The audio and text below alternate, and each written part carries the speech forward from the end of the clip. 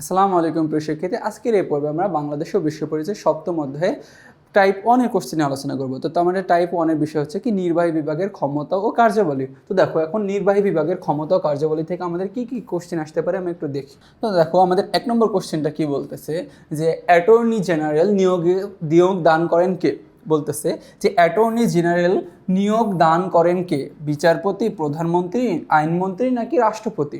তো এখন attorney general নিয়োগ করেন প্রধানত আমাদের বিচারপতি নাকি আইনমন্ত্রী, রাষ্ট্রপতি নাকি হচ্ছে প্রধানমন্ত্রী। তো দেখো আমাদের অ্যাটর্নি জেনারেল নিয়োগ করেন থাকেন মূলত রাষ্ট্রপতি। তো দেখো রাষ্ট্রপতি এছাড়াও হচ্ছে আমাদের প্রধানমন্ত্রী, বিভিন্ন দপ্তরের মন্ত্রণালয়ের মন্ত্রী এদেরও নিয়োগ দিয়ে থাকেন কি এই রাষ্ট্রপতি নিয়োগ দিয়ে থাকেন। তার নাম বলছে কি রাষ্ট্রপতি। এরপর আমাদের 2 নম্বর কোশ্চেনটা কি বলতেছে যে দেশে জরুরি অবস্থা ঘোষণা করতে রাষ্ট্রপতি সংবিধানের কোন অনুচ্ছেদটি অনুসরণ করেন। তো দেখো যে দেশে মনে করে যে জরুরি অবস্থা হয়ে গেছে সেই সময় ঘোষণা করতে পারে রাষ্ট্রপতি সংবিধান অনুযায়ী কোন অনুচ্ছেদ অনুযায়ী ঘোষণা করতে পারেন। তো আমরা দেখো যে 141-এর ক, দেখো 141-এর ক এর 1 নম্বর ধারা আছে, ওই ধারা অনুযায়ী তিনি হচ্ছে কি রাষ্ট্রপতি কি দেশের জরুরি অবস্থা ঘোষণা করতে পারেন আমাদের। এরপরে 3 নম্বর কোশ্চেনটা কি বলতেছে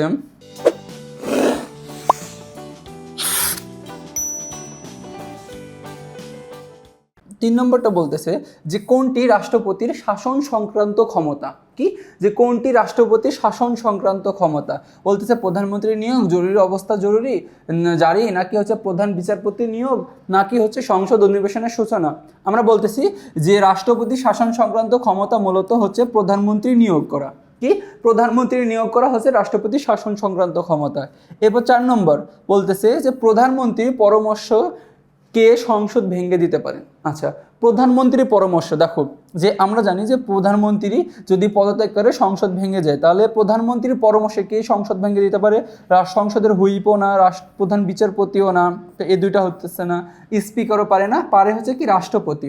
দেখো প্রধানমন্ত্রীর পরামর্শ কমে মানে কি প্রধানমন্ত্রী যদি রাষ্ট্রপতির পরামর্শ দেয় যে আপনি সংসদ ভেঙে দেন তাহলে কি সংসদ ভেঙে দিতে পারেন কে রাষ্ট্রপতি সংসদ ভেঙে দিতে পারেন।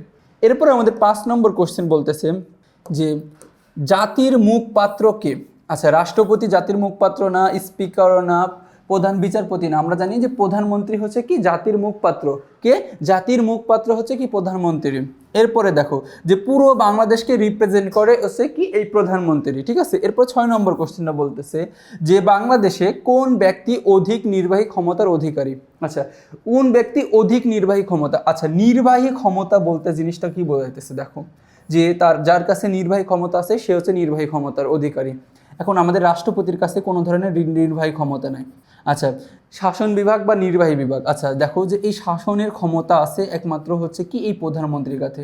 রাষ্ট্রপতি কিন্তু কোনো শাসন সংক্রান্ত কোনো কিছু কাজ করে থাকেন না, যে কার কোন ব্যক্তির শাসন সংক্রান্ত কোনো কিছু হয় না, কিন্তু রাষ্ট্রপতি না, এই প্রধানমন্ত্রী হচ্ছে কি সবচেয়ে মানে কি যে অধিক নির্বাহী ক্ষমতার অধিকারী। এরই মাধ্যমে আমরা এই টাইপ 1 এর কোশ্চেনে আলোচনা করে ফেললাম। তো টাইপ 2-তে আবার দেখা হবে, ততক্ষণ পর্যন্ত তোমরা সুস্থ থাকো, ভালো থাকো, আসসালামু আলাইকুম।